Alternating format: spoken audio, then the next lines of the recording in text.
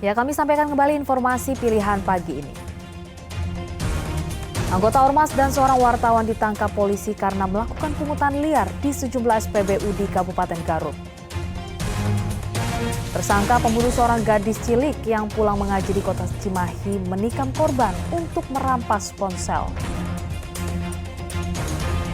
Puluhan orang dengan gangguan jiwa di kota Banjar dipulangkan ke keluarga setelah dirawat di rumah sakit jiwa di kota Bogor.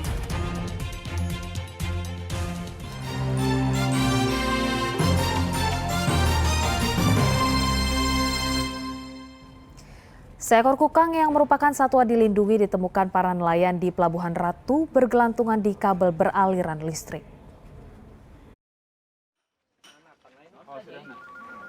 Seekor kukang dewasa berukuran 30 cm diamankan petugas Pelabuhan Perikanan Nusantara Pelabuhan Ratu Kabupaten Sukabumi.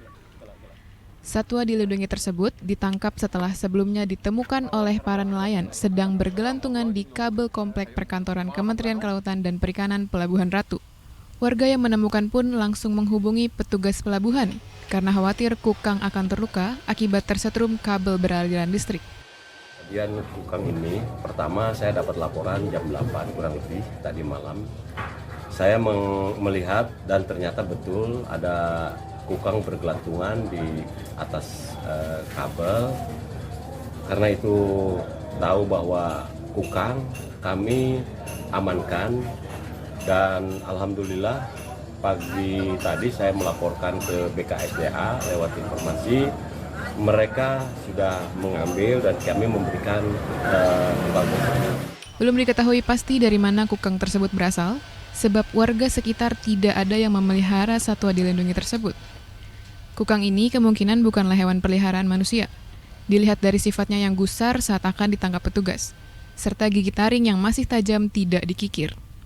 Setelah ditangkap oleh petugas pelabuhan, rencananya kukang akan diserahkan ke Badan Konservasi Sumber Daya Alam Sukabumi dan dilepas liarkan di kawasan Cagar Alam Sukawayana, daerah Gunung Tangkil. Asep Didi melaporkan dari Kabupaten Sukabumi. Puluhan pasien orang dengan gangguan jiwa yang dikirim ke Bogor untuk mendapatkan pengobatan kini dikembalikan ke pihak keluarga dengan kondisi jauh lebih baik. Dengan menggunakan bus, 23 pasien orang dengan gangguan jiwa dipulangkan ke Kota Banjar dari Rumah Sakit Jiwa Marzuki Mahdi, Kota Bogor. Setelah mendapatkan perawatan intensif dari dokter spesialis jiwa, para ODGJ ini akhirnya bisa kembali ke keluarga masing-masing dengan kondisi yang lebih baik. Sebelum dibawa pulang oleh keluarga, pasien didata dan dicek perkembangannya oleh Dinas Kesehatan Kota Banjar. Nantinya, pasien akan melanjutkan perawatan di rumah dan akan diberikan obat. Mereka juga mendapatkan pemantauan untuk perkembangan kejiwaannya. Kondisi pasien secara umum ini sudah dilihat oleh dokter spesialis jiwa, sudah memenuhi syarat untuk dilakukan pemulangan.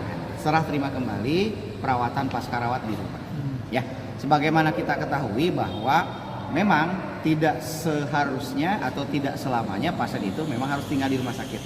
Pada penilaian tertentu, kondisi tertentu, pasien itu bisa pulang dan melanjutkan perawatan pengobatan di rumah alias kontrol. Tak hanya bergantung pada obat dan kontrol, pemulihan kondisi pasien gangguan jiwa juga harus didorong dengan dukungan dari keluarga dan kerabat terdekat.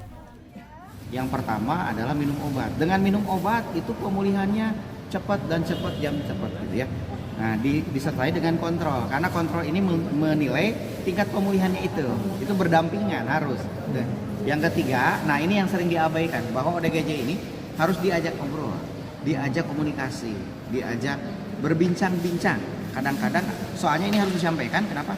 Kadang-kadang ada yang beranggapan bahwa gangguan itu jangan diapa-apain, kasihan gitu ya, dibiarkan aja gitu ya. Nah itu salah, diajak ngobrol, diajak komunikasi. Yang keempat adalah diajak aktivitas yang bertahap. Dinas Kesehatan Kota Banjar merasa puas dengan perubahan para pasien yang lebih responsif dibandingkan sebelum pengobatan. Kalau saya melihat tadi sebelum dengan setelah, itu pada saat sebelum kan banyak yang apatis, ada yang berusaha kabur, nggak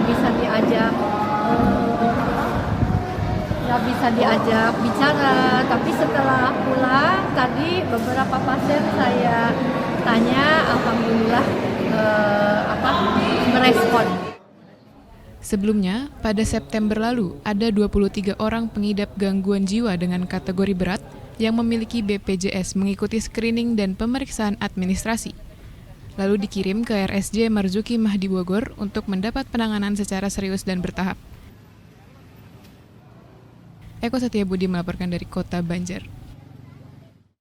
Informasi tadi mengakhiri jumpa kita. Atas nama rekan yang bertugas, saya Priscilia Claudia mengucapkan terima kasih atas kebersamaan Anda. Selamat beraktivitas dan sampai jumpa.